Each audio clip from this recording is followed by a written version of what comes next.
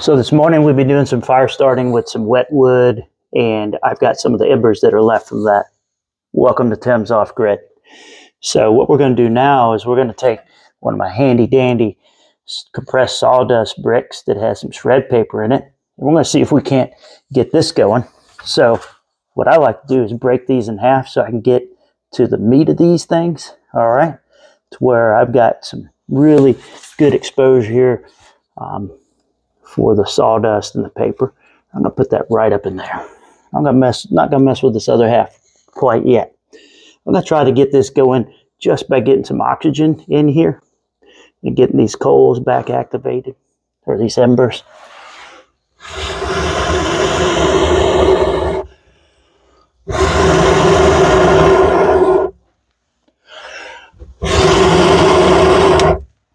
Woohoo! Now that's what I'm talking about. So we got some of that going right now. Remember, I started with all wet tinder and kindling this morning, broke it apart to get to the innermost pieces of the tinder and kindling to try to get it to where I could get a fire started this morning. It's a tough video. If you didn't watch that one, go back and watch it. There's definitely some technique to doing that. And now I want to try to get my fire started again. I don't have really great tinder and kindling, but I got my compressed sawdust bricks here. My sawdust bricks can turn into really good embers for my firewood, but as you all know, this isn't enough to get a fire going with firewood. I'm reluctant to throw some fat wood in there just yet. I want to really try to get this going with what I started with and see what we can do with it. So let me get some more oxygen up in here.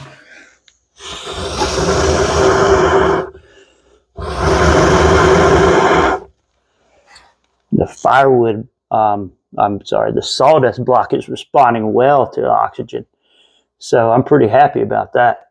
And this was probably about 2-to-1 ratio between shredded paper and sawdust on these bricks.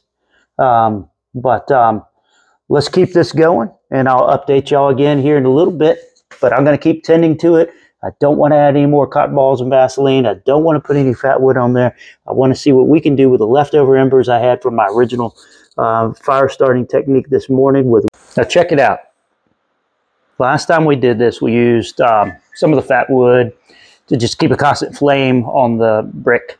This time we're just letting the brick do its thing, and look what the brick does over time. It's just smoldering. It's just creating an awesome bed of coals.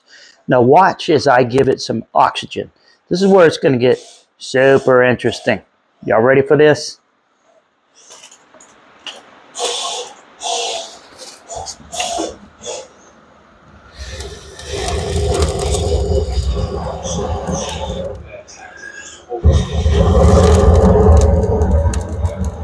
I'm telling you, it's crazy.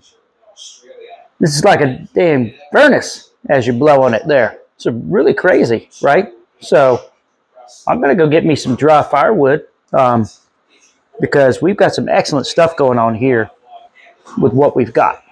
All right. See y'all in a bit. All right. So this still is our original coal bed from our wet tinder fire starting technique. And I've taken the other half of the brick that we had left and started breaking pieces of it off and getting them in here to help. But awesome embers that we have from the original half of the fire brick.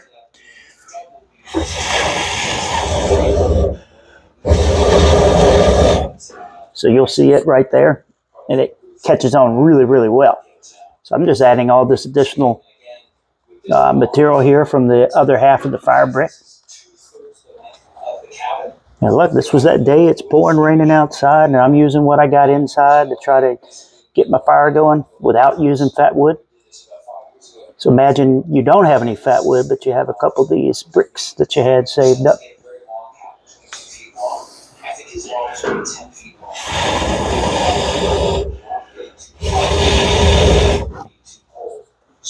All right, I'm going to close this back up and let this go for a bit.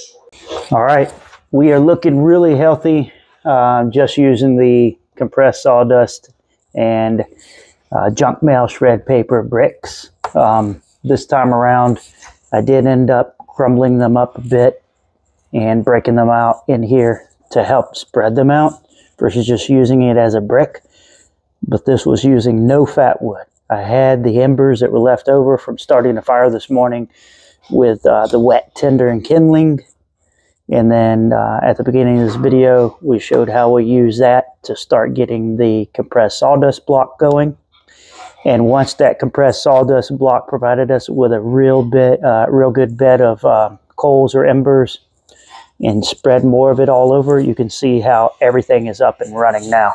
So we've got a really nice fire, minimal effort. Again, just took some hand holding and checking on it from time to time, some blowing on it and stuff like that. That was it. So, hey, please like and subscribe. Please share. We appreciate everybody coming here, and we're all learning together about how we can be more efficient in our off-grid manners and off-grid bushcraft survival, and coming up with ideas for various scenarios. So appreciate everybody. Take care. Have a great weekend.